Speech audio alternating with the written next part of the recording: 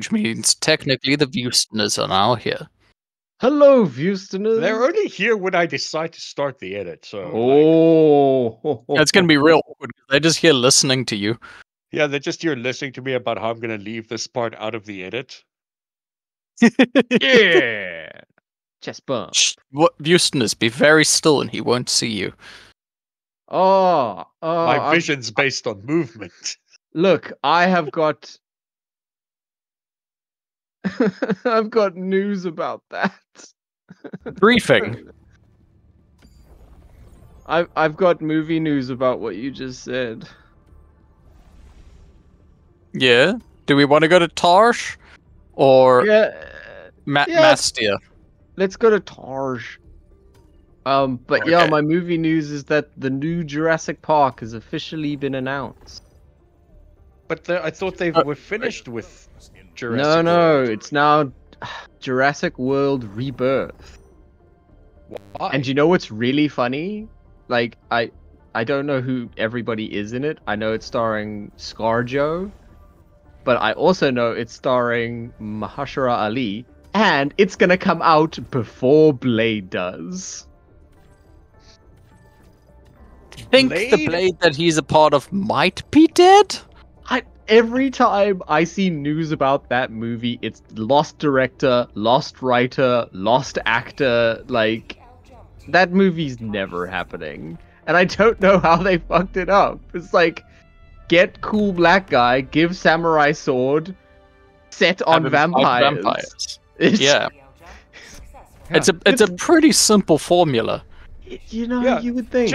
You could just, like, literally, you could just remake the first Blade.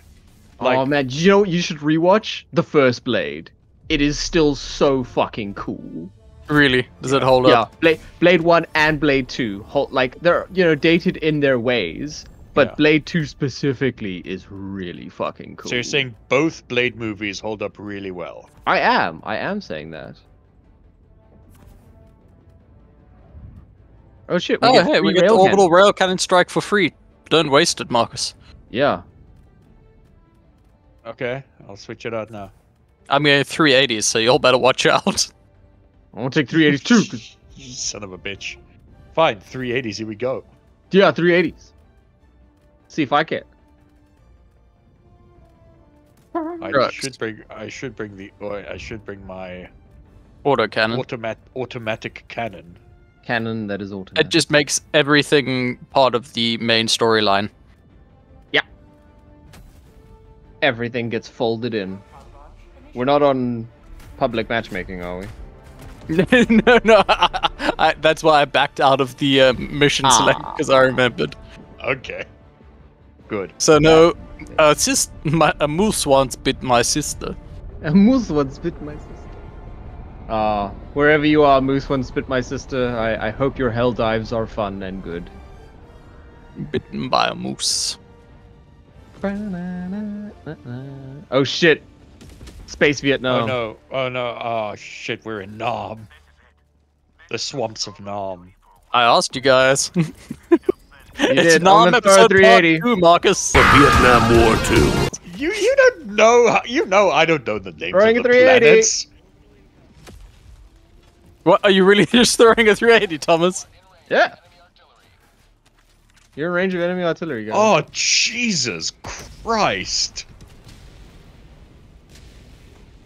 Sorry, I've been playing a lot of Black Myth Wukong, so this movement is so fucking slow right now.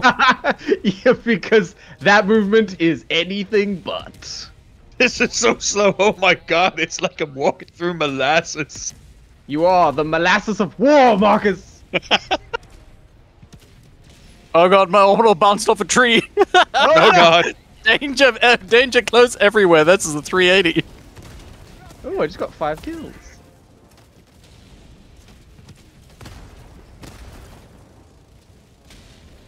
I'm trying that lobbing shotgun you were talking about, Thomas. It's a good one. It's a good one. Why do I feel like this is a thing? Oh god! I was 380'd. I try to warn you. No, it's on me. Oh god. I got killed by my own 380. I feel like that's fair.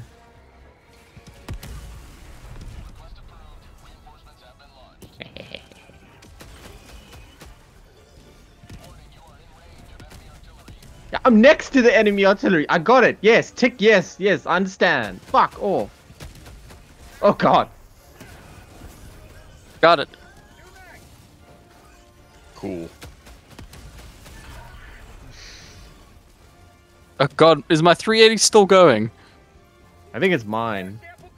It's My orbital precision strike is lying there, and it's just doing nothing. Thinking about it. I Ooh, think you gotta learn the lob. Oh, okay. Yeah, there's a bit of a lob, but it is. There's a bit of an arc to it. Yeah, yeah, I see. Oh god.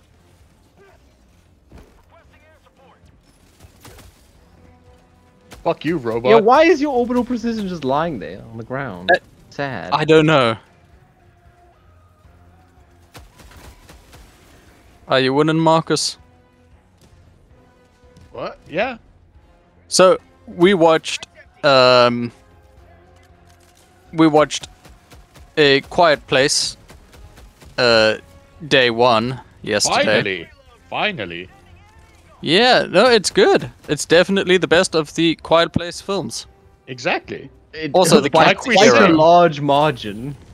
Yeah, it's like we said, once you take stuff away from John Krasinski, it gets better.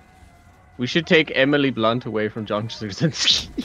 Oh god, yeah, maybe Who are they should we? finally The win more Scientologists. Oscars. Just well, taking people away from people. I mean, we can be. I think that's how that works. You So just have to ask I'm for just membership, and then Tom admiring Cruise will this, pat you on the head and say, "You are chosen." I'm just admiring this floating robot. He's just walking in midair. He's so cool. He's vibing. Anyway, he's vibing. But yes, Quiet Place Day 1's great, and Frodo the cat is fantastic. Yes. Even Marcus says so, and he doesn't even like cats. Yeah. I famously Oh, hate fuck. cats. Completely. I think cats are the literal worst. And even I'm like, Frodo is a good cat. Oh!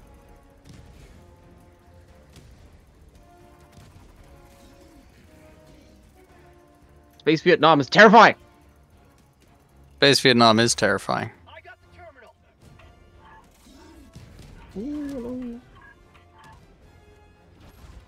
Yeah, so, no, it's a good movie. That there are, as with all the Quiet Place movies, several plot holes that cannot be explained. Yeah, look, those are kind of like premise based, just on the shaky foundations of the universe. Yeah. So I don't give them any guff for that because my disbelief was well suspended in that movie. In the first Quiet Place movie, I was much more readily like, well, why the fuck is this happening? Yeah. And then in the second one, even more so. And then the second one, I think I tuned out. And then by this one, you had that as an advantage. Exactly. Okay, I think we Please can leave activate here. Transformer.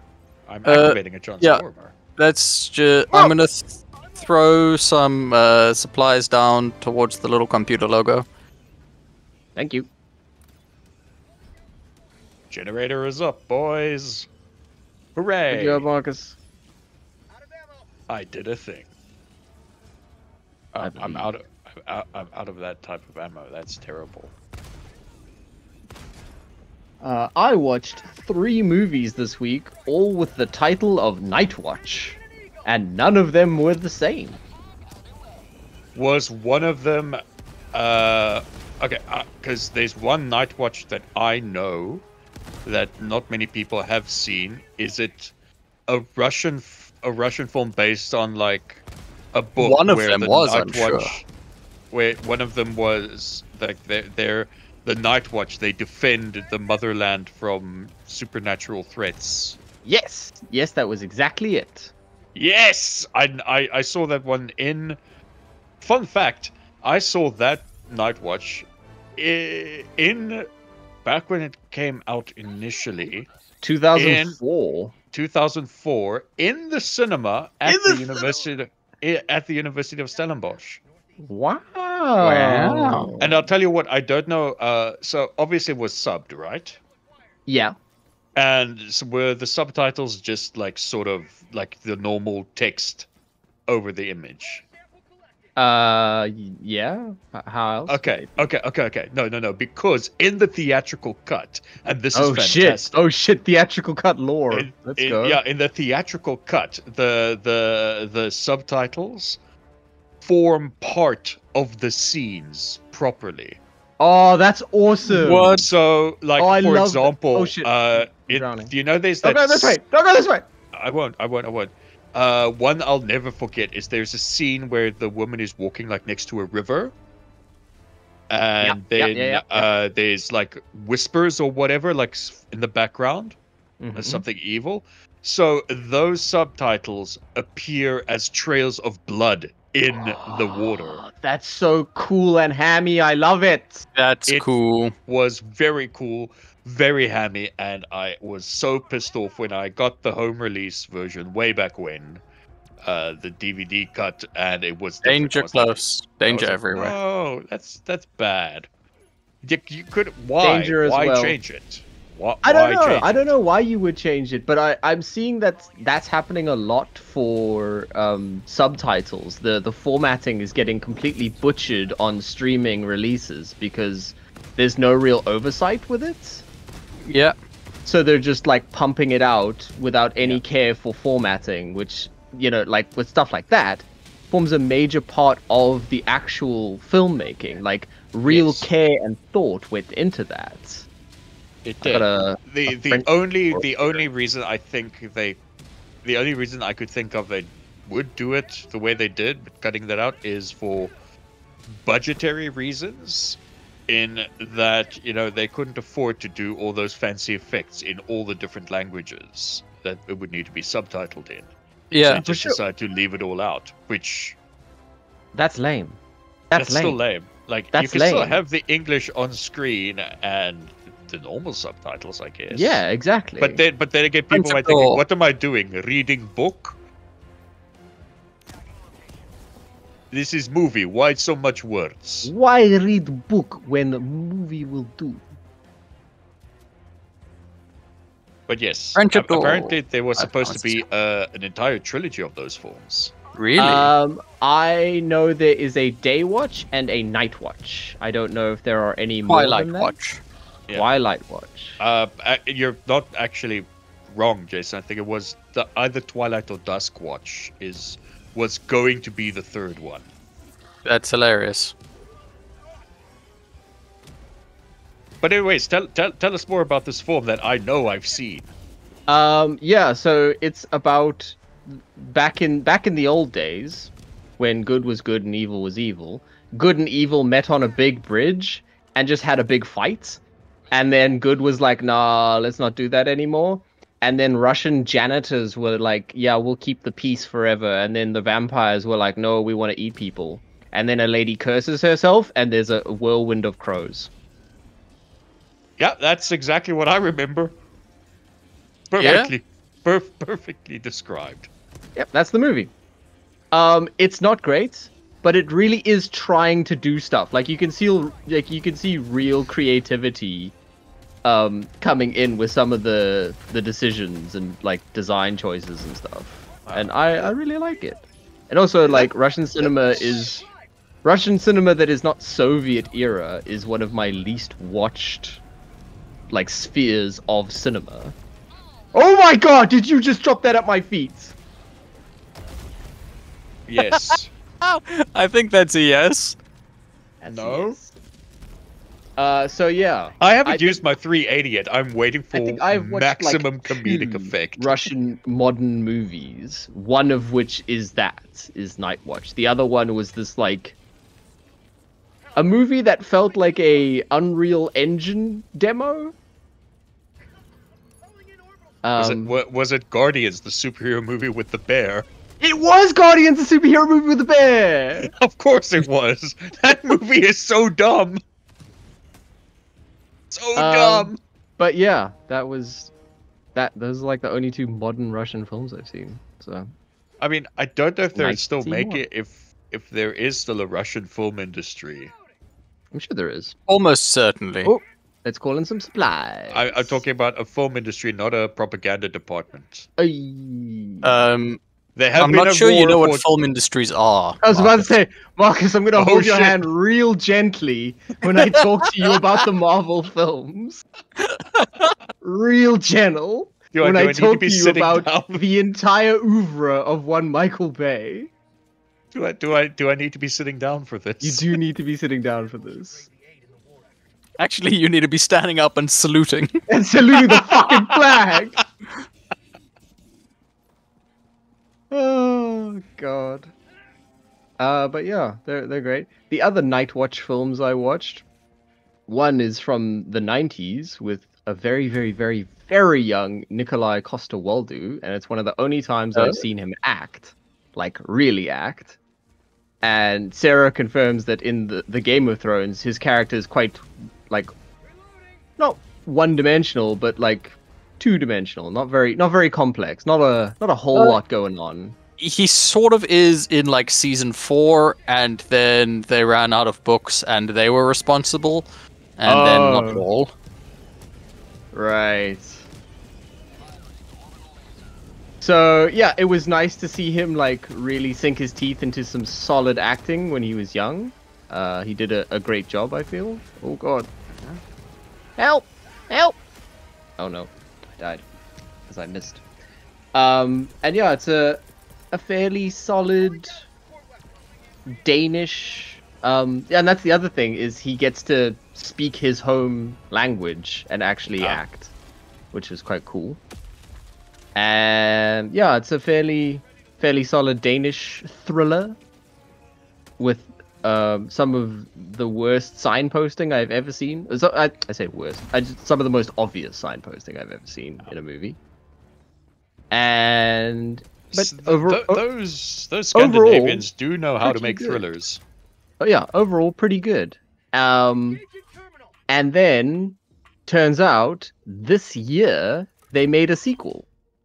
And like it is a sequel to that original movie, and they brought back almost all of the original cast. I'm guessing except Nikolai Coster-Waldau, because he's now expensive. No, he was there. He was one of the leads.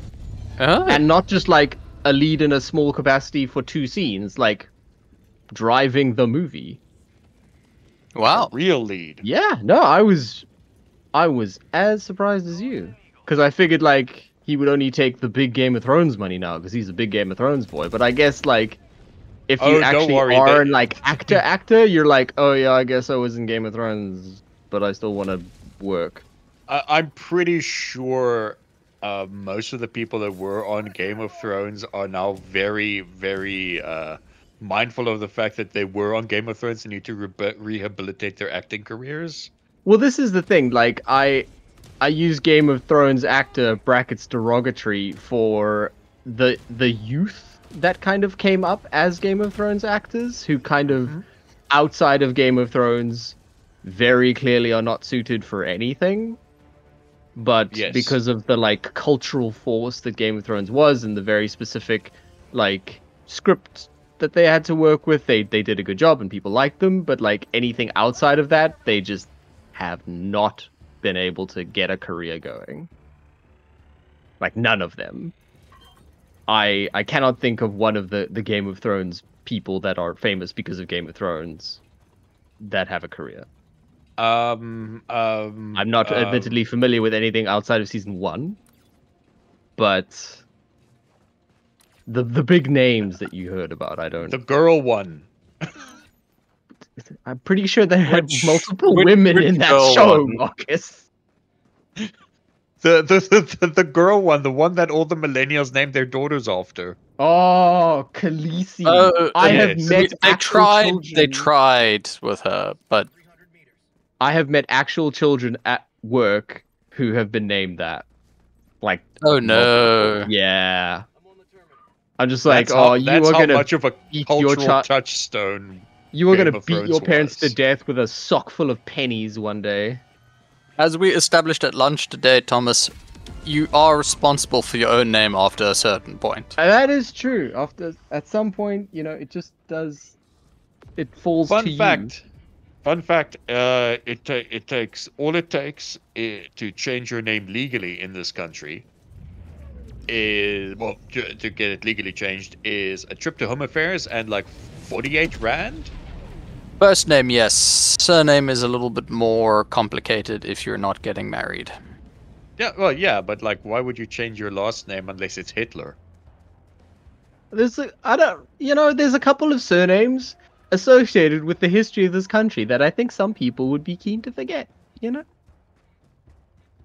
Name one. I don't know. Let me pull out my South African history textbook, and I'll just keep reading for the rest of the episode. Oh, I have a segue. I have a segue about apartheid South Africa. Is it a segue to our sponsor? No, what? No. This episode is sponsored by Blue Apron. You know what? How would it be a segue to that? You know, when you sign up for Blue Apron, you immediately get entered into a draw, and you have a chance to win. No. You have a chance to win a trip to French Polynesia to hunt men for sport. Marcus, I need to proofread our sponsorship bits that you have been getting, because I don't know about this.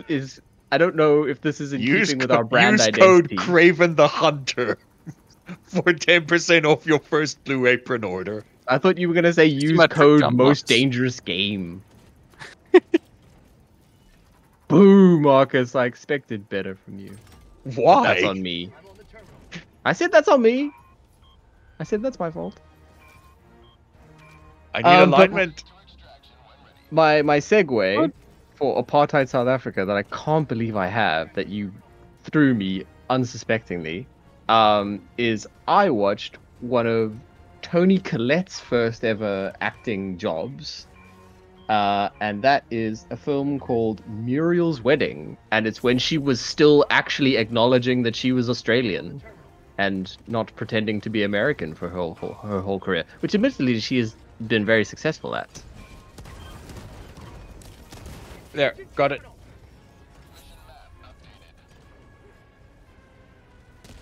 I'm gonna throw a 380 in celebration.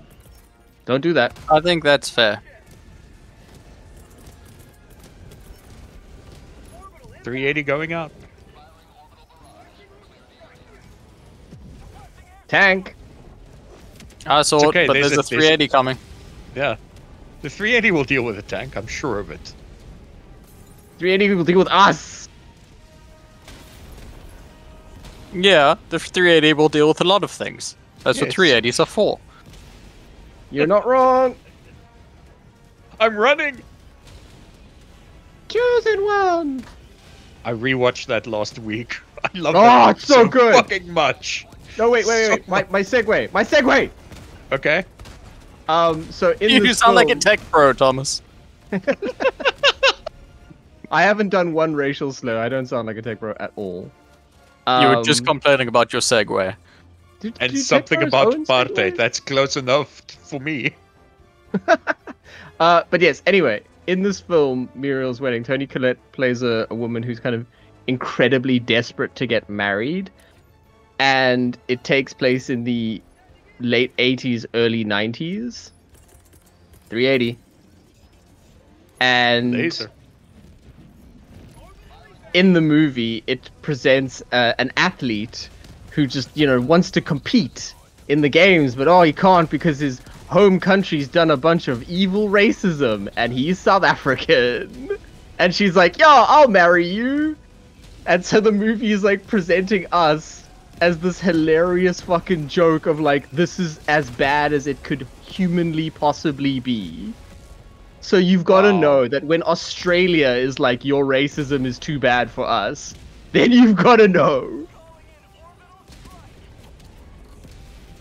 To be fair, that wasn't modern Australia. No, their racism has just gotten worse and worse. Oh god, you got obliterated there, Marcus. Holy shit. I did. I watched that happen up close. I was going for exactly those rare samples and I got nuked.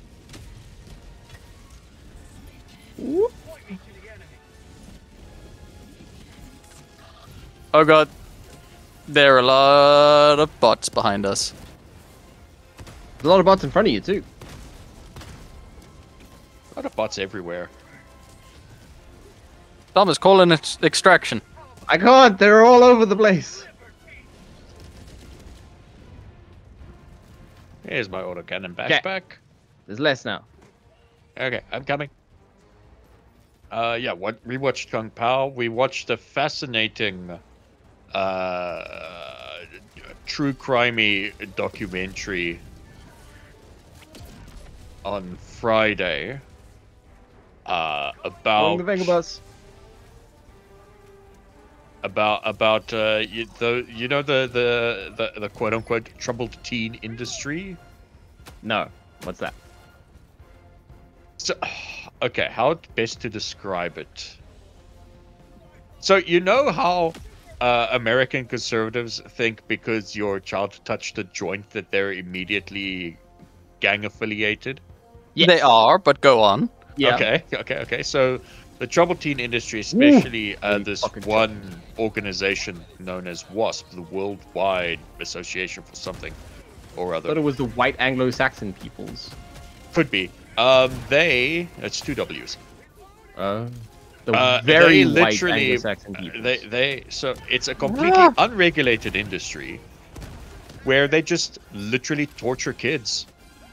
So like conversion camps, but Exactly, not for like- gay people. Yeah, conversion camps, but not specifically for gay people. You can get sent to one if you are gay Oh, cool. to get that corrected too. Correct. And like, of course, among other things, it's a haven for pedophiles, and like the abuse is rampant. And like these people, like the one woman was telling her story. It sort of centers on like her investigation, to try and bring these people to justice. And out of her year group of Good strike. I think it was like at one point like 150 people in her year at that time. 40 of them had committed suicide because of the trauma. Christ. So yeah, that was a watch. That sounds incredibly harrowing. It is like the way this they present it is Run! it does like, yes, it's harrowing, but the way they present it, like the survivors, it's very much through the lens of, we got better, we got out type of thing. Get in, Marcus, quickly! I'll get in. I'm getting in. I'm in. Whew, that was dire. So yeah, there is some positivity Okay. in the doc. Well, that's good, I think. It's good to glean some positivity out of America, where we Yes. can. Yes. And of course, my favorite thing is you can just guess who the main villain of the piece is. Vince McMahon. Close. No, that's just real life, Thomas. Oh that's- shit! He could be behind you at any time, waiting to hate crime. all comes back to Reagan, Oh, as I it do it! always does. Every American societal ill that they are currently dealing with is just fucking Reagan's fault. He's like Well, Margaret Thatcher, but worse. I mean, that takes a lot of responsibility off of the people, and It does, but he was really they made bad. that bed, Thomas. It's true. That is true. Anyway, recommendations. My recommendation for the week is a Danish Western, kind of, that came out in 2013. that is a key victim of bad localized naming, because in Danish it's bastarden, which ties into a lot of the themes of the movie. It's I'm assuming that it's something like bastard if you translate it directly. It's bastard, but then the English title is The Promised Land, so we're getting a Boy and the Heron how you live situation here. Jeez. It's Mads Mikkelsen. What more do you need? Okay, my recommendation is also Yes. a Western, except it's a somewhat modern Western set in like the 70s, so still before cell phones and the like, called The Last Stop in Yuma County. I've got it queued up right now. And it is real good. Is it in any way related to the other film with Yuma in the title? 310 to 310 to Yuma. Yuma. No. Very different film. Okay. I am very excited because I remember hearing about this film and then wanted to get it, and then it dropped off my radar, and then Jason reminded me of it today. Twice. Hooray! Yep. Yeah, so it is good, it is tense, it is slow, and it is somewhat realistic in its climax. Somewhat I like more all of realistic the than things most you have Westerns. just said. So, yeah. Cool. And it was also a pretty good commentary on American gun culture. Oh shit. That sounds pretty woke. I don't know if we can watch it. Marcus, recommendation.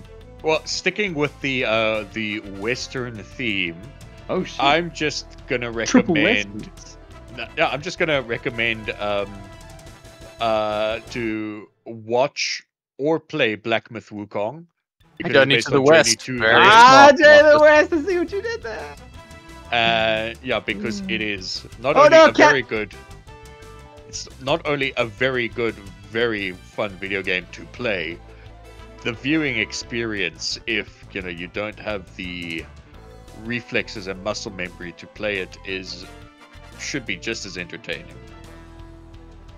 It's a fun video game. Alright, listeners, we have been the CineBeards. Also, some of the most creative cutscenes in a game ever. My God. Yes. And I can't say anything else because that would lead into spoiler territory. But Spoilers. Jesus spoiled for you Christ. for the next 6 months.